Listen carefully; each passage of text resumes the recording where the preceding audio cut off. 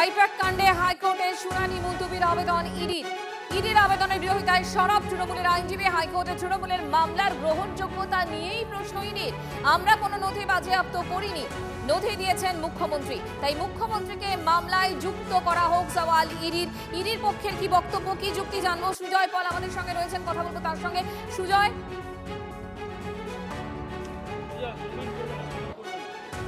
দেখো, প্রথমত ইডির তরফ থেকে যেটা আগেই বলছিলাম যে তারা সুপ্রিম কোর্টে যেহেতু আবেদন করেছে, সেই জন্য তারা কলকাতা হাইকোর্টে তারা মুলতবি চেয়েছে।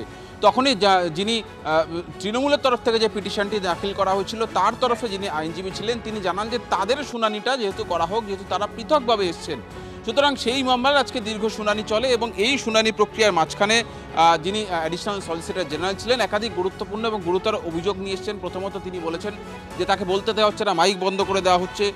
দ্বিতীয়ত কুমারজ্যোতি তিওয়ারি, যিনি কেন্দ্রের তরফ থেকে অপর একজন আইনজীবী ছিলেন, তিনি বলেন যে যেহেতু পিটিশনার, অর্থাৎ এক্ষেত্রে পিটিশনে আবেদনপত্রে অভিযোগ করা হয়েছে যে রাজনৈতিক ডেটা সুরক্ষিত নয়, যেহেতু এসআইআর সংক্রান্ত ডেটার কথা উল্লেখ করা হচ্ছে, তাই এক্ষেত্রে নির্বাচন কমিশনকেও পার্টি করতে হবে। এবং তার পাশাপাশি অ্যাডিশনাল সলিসিটর জেনারেল তার বক্তব্য ছিল, যেহেতু এক্ষেত্রে তারা অভিযোগ করছে যে যেহেতু মুখ্যমন্ত্রীর উপস্থিতিতে সে সমস্ত নথি যেগুলো ইডি সিজ করার জন্য প্রস্তুত রেখেছিল, সেটা নিয়ে যাওয়া হয়েছে, কার্যত ছিনিয়ে নেওয়া হয়েছে।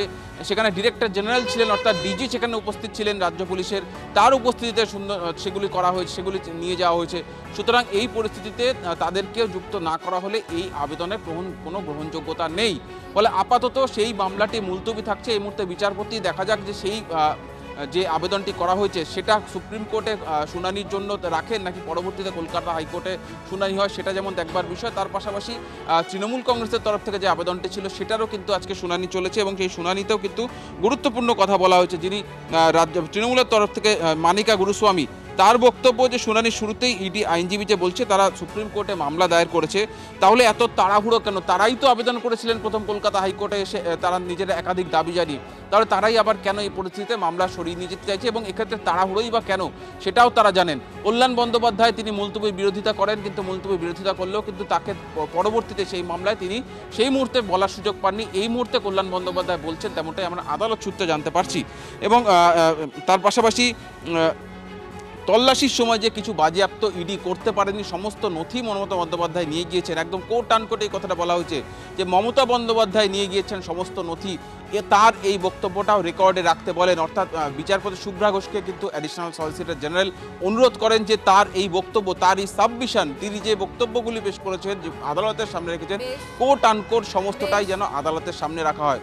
কল্যাণ বন্দ্যোপাধ্যায়, যিনি অল ইন্ডিয়া তৃণমূল কংগ্রেসের তরফ থেকে এসেছিলেন এবং তার পাশাপাশি অল ইন্ডিয়া তৃণমূল কংগ্রেসের তরফ থেকে যিনি আবেদনকারী ছিলেন, রাজ্যসভার একজন সাংসদ, তিনি কেন মামলা করছেন সেটা নিয়েও ইডির তরফ থেকে প্রশ্ন তোলা হয়। সেটার জবাবে যিনি ছিলেন মানিকা গুরুস্বামী, তার বক্তব্য যে এই আবেদনকারী তিনি একজন তৃণমূল কংগ্রেসের সদস্য। যেহেতু তৃণমূল কংগ্রেসের সঙ্গে আইপ্যাকের গত 6 বছর ধরে চুক্তি রয়েছে, তারা তাদের স্ট্র্যাটেজিস, তারা কৌশল, তারা তৃণমূল কংগ্রেসের একাধিক গুরুত্বপূর্ণ তথ্য তাদের কাছে থাকে। তাই তৃণমূল কংগ্রেস মনে করছে যে আসন্ন বিধানসভা নির্বাচনের আগে তাদের গুরুত্বপূর্ণ স্ট্র্যাটেজি, অর্থাৎ কৌশল, গুরুত্বপূর্ণ তথ্য, সেগুলি আইপ্যাকের কাছে রয়েছে, সেগুলি অসুরক্ষিত হতে পারে। সেই কারণেই তৃণমূল কংগ্রেসের সেই সদস্য একেবারে সপ্তমে বলাই যায়। শুনে অবশ্যই নজর থাকবে আপনাদের। আপাতত তোমাকে ধন্যবাদ। লাগাতার যে বড় খবর আমরা নজর রেখেছি, আইপ্যাক কাণ্ডে হাইকোর্টে সওয়াল জবাব চলছে। সেই মামলায় এই মুহূর্তে সব থেকে বড় খবর, ইডির বিরুদ্ধে করা তৃণমূলের মামলা খারিজ হয়ে গেল। হাইকোর্টে টিকলই না তৃণমূলের চুক্তি, খারিজ হয়ে গেল মামলা। এই মুহূর্তে সব থেকে বড় খবর, ইডির বিরুদ্ধে করা তৃণমূলের মামলা হাইকোর্টে খারিজ হয়ে গেল। ইডির বিরুদ্ধে করা তৃণমূলের মামলা হাইকোর্টে খারিজ, টিকলই না তৃণমূলের আনা যুক্তি, খারিজ হয়ে গেল মামলা। এই মুহূর্তে সব থেকে বড় খবর, ইডি কোনো নথি বাজেয়াপ্ত করেনি, সওয়াল করে কেন্দ্রীয় এজেন্সির আইনজীবী। ইডির বিরুদ্ধে করা তৃণমূলের মামলা খারিজ হয়ে গেল এই মুহূর্তে কলকাতা হাইকোর্টে। এই মুহূর্তে সব থেকে বড় খবর, হাইকোর্টে ধোপেই টিকলো না তৃণমূল কংগ্রেসের আইনজীবীর চুক্তি, খারিজ হয়ে গেল মামলা। ইডি কোনো নথি বাজেয়াপ্ত করতে পারেনি, সওয়াল করেন কেন্দ্রীয় এজেন্সির আইনজীবী। এই মুহূর্তে সব থেকে বড় খবর, লাগাতার টিভি9 বাংলায় খবরে নজর রাখছে। হাইকোর্টে তৃণমূল কংগ্রেসের যুক্তি ধোপেই টিকলো না, মামলা খারিজ হয়ে গেল। এই মুহূর্তের সব থেকে বড় খবর, ইডির যুক্তিতে মান্যতা দিল আদালত, হাইকোর্টে টিকলো না তৃণমূলের যুক্তি।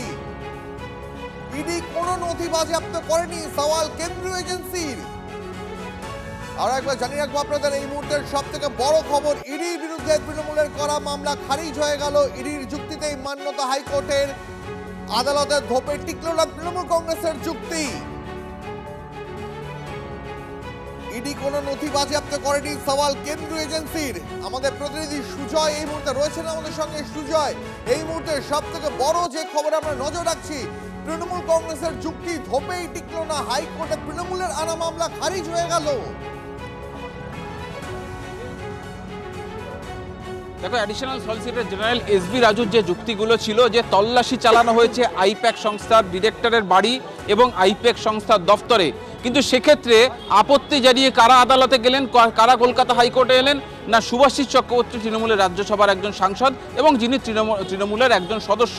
তৃণমূলের তরফ থেকে যিনি আইনজীবী ছিলেন মেনকা গুরুস্বামী, তার বক্তব্য ছিল যে যেহেতু তৃণমূল কংগ্রেসের সঙ্গে আইপ্যাকের একটা চুক্তি রয়েছে, সুজয়, আমি আসছি তোমার কাছে, আসছি আমাদের সঙ্গে এই মুহূর্তে হাইকোর্ট থেকে আমাদের আরেক প্রতিনিধি শ্রাবন্তী রয়েছে। একটু ইন ডিটেইল তথ্য শ্রাবন্তী থেকে চাইবো এই মুহূর্তে। শ্রাবন্তী, দেখো, তৃণমূল কংগ্রেস সহ ইডি উভয়ই যে মামলা করেছিল তার মধ্যে প্রথমটি তৃণমূল কংগ্রেসের দায়ের করা মামলা আপাতত খারিজ করে দিয়েছেন বিচারপতি শুভ্রা ঘোষ। আজকে সকাল থেকে শুরু থেকেই যেরকম ভাবে ইডির আইনজীবী এই মামলার গ্রহণযোগ্যতা নিয়ে প্রশ্ন তোলেন, বেশ কিছু টেকনিক্যালিটিস দিকের উপরে তিনি জোর দেন। আর অ্যাডিশনাল সলিসিটর জেনারেলের বক্তব্য ছিল যে যিনি মামলা অ্যাফার্ম করেছেন, অর্থাৎ মামলা যখন দায়ের করা হয় তখন যিনি মামলাটি অ্যাফার্ম করেন সেই শুভাশিস চক্রবর্তী তল্লাশির সময় ছিলেন না। ফলে তিনি যে তথ্য দিয়েছেন সেখানে আদতে কি হয়েছে তিনি সেটা জানলেন কি করে। ফলে মিথ্যের উপরে দাঁড়িয়ে থেকে কোনো মামলা করা যায় না। আর যাবতীয় জিনিসপত্র যেটা ডকুমেন্টস সিজ করা হয়েছে সেটা মমতা বন্দ্যোপাধ্যায় নিয়েছেন। ফলে তৃণমূল কংগ্রেস যদি মনে করে তাহলে মমতা বন্দ্যোপাধ্যায়ের বিরুদ্ধে মামলা করতে পারেন। সেক্ষেত্রে ইডির পক্ষ থেকে যে আইনজীবীরা রয়েছেন তারা সেই মামলায় তাদেরকে সমর্থন করবেন, এই বক্তব্য ছিল ইডির আইনজীবী।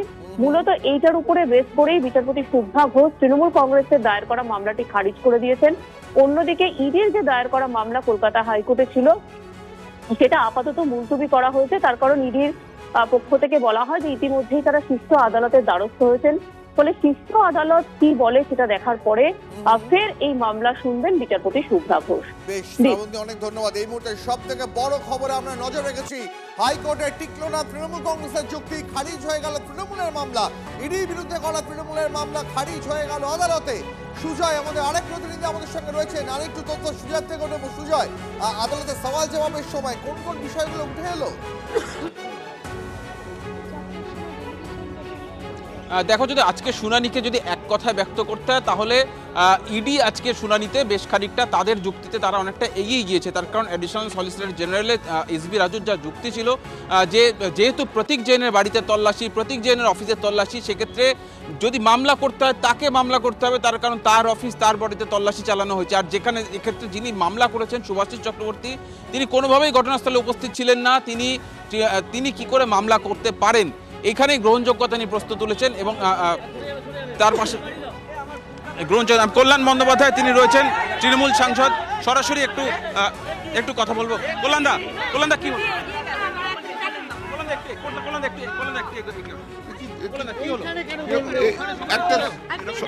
আপনারা ঠিক করুন যে আপনাদের মধ্যে কোনো কম্পিটিশন আছে কিনা, আপনারা ঠিক করুন।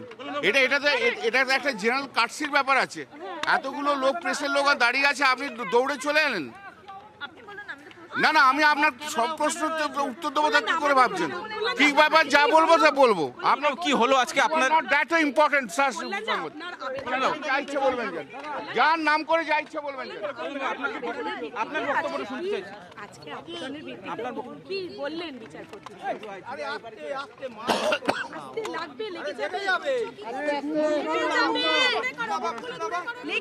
এই মুহূর্তে নজর রেখেছি আদালতের দিকে। তৃণমূল কংগ্রেসের আইনজীবী কল্যাণ বন্দ্যোপাধ্যায় তিনি বেরিয়ে এসেছেন, বক্তব্য রাখবেন খানিকক্ষণের মধ্যে। তার বক্তব্য শোনার জন্য এই মুহূর্তে আমরা অপেক্ষা করছি। আপনি মহিলা, আপনি সরে দাঁড়ান। কল্যাণদা প্লিজ, তুমি এখানে এসো না, আমার তুমি এখানে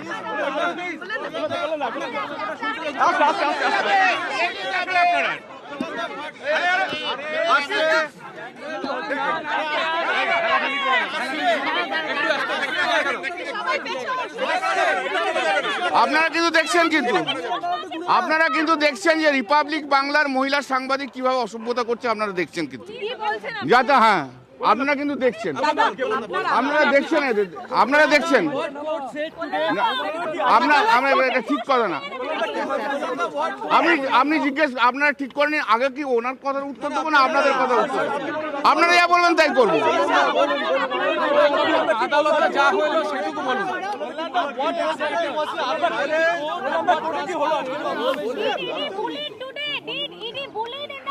এই চুপ কর বলছে।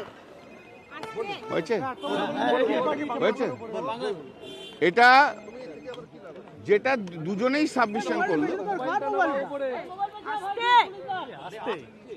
ইডি সাবমিশন যেটা অল ইন্ডিয়া তৃণমূল কংগ্রেস যে রিট পিটিশনটা ফাইল করেছিল তাতে প্রথমে আর্গুমেন্ট হয়েছিল মেনটেনেবিলিটি এটসেট্রা এটসেট্রা, এবং সেকেন্ড পিটিশনটার জন্য অ্যাডজর্নমেন্ট চেয়েছিল বিকজ সুপ্রিম কোর্টে ম্যাটার পেন্ডিং আছে বলে।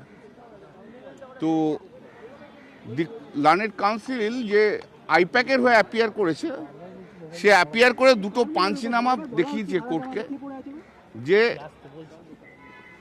কিছু সিজ হয়নি, কোনো কিছু সিজ হয়নি, আর কোনো কিছু মানে পাওয়া যায়নি যেটা একটা খুব একটা সন্দেহজনক। সেই জন্য এবং ইডির যে council additional solicitor general mister Raju during course of his submission এটাও বলেছে যে কোনো সিজ করা হয়নি কোনো কিছু, তাই জন্য জজ সাহেব রিট পিটিশন ডিসপোজ আপ করে দিলেন অন দেয়ার টার্মস যে কোনো কিছু সিজ হয়নি বলে। মানে তৃণমূল কংগ্রেসের আবেদন। সেকেন্ড রিট পিটিশনটা হচ্ছে ইডি যেটা ফাইল করেছিল, যেটাতে আমি অ্যাপিয়ার করেছিলাম মমতা ব্যানার্জির হয়ে। Mamata Banerjee as chairperson of all India Trinamool Congress, not chief minister of West Bengal, ঠিক আছে? সেই মামলাটা ইডি টাইম চেয়েছিল যে বিকজ অফ ওরা সুপ্রিম কোর্টে ম্যাটার পেন্ডিং আছে, সুপ্রিম কোর্টে ম্যাটার পেন্ডিং রয়েছে, অতএব তুমি এই মামলা এখন অ্যাডজন করে দাও। তো আমরা বলেছিলাম যে সুপ্রিম কোর্টে কি গ্রাউন্ডে চেয়েছে, দেখো সুপ্রিম কোর্টে মামলা করতে গেছে যেহেতু বলেছে এর আগের দিন মানে কোর্টের এগেনস্টে অ্যালিগেশন করেছে যে, তখন জজ সাহেব বললো যে ঠিক আছে, আর আমরা বলেছিলাম যে আমরা we are agreeable to argue this matter, we are against this adjournment. তো জজ সাহেব ওদের সাবমিশনটা রেকর্ড করেছে যে হিয়ারিংয়ে এটা এটা এটা ইয়েতে রেকর্ড করেছে যে যে সেন্টার মানে ইডি অ্যাডজর্নমেন্ট চেয়েছে এবং আমরা মামলা করতে চেয়েছি, কিন্তু যেহেতু ইডি অ্যাডজর্নমেন্ট চেয়েছে সেই জন্য মামলা অ্যাডজর্ন করা হলো। সুপ্রিম কোর্টের মামলা হওয়ার পর সেই মামলা লিবার্টি দেওয়া রইল মেনশন করার। This the other things. সব ফাইল নিয়ে চলে গেছে মুখ্যমন্ত্রী, আদালতে জানালো ইডি, কি বলবে? ঠিক বললেন।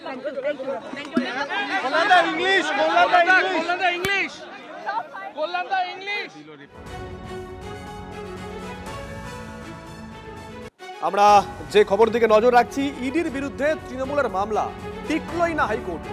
ইডির যুক্তিতে মান্যতা, তৃণমূলের অভিযোগ খারিজ। মামলার নিষ্পত্তি করলেন বিচারপতি শুভ্রা ঘোষ। ইডি কোনো নথি বাজেয়াপ্ত করেনি, সওয়াল কেন্দ্রীয় এজেন্সি। ইডির যুক্তিতে মান্যতা, তৃণমূলের অভিযোগ খারিজ। ইডির আইনজীবীর বয়ান রেকর্ডের পর মামলার নিষ্পত্তি করল হাইকোর্ট।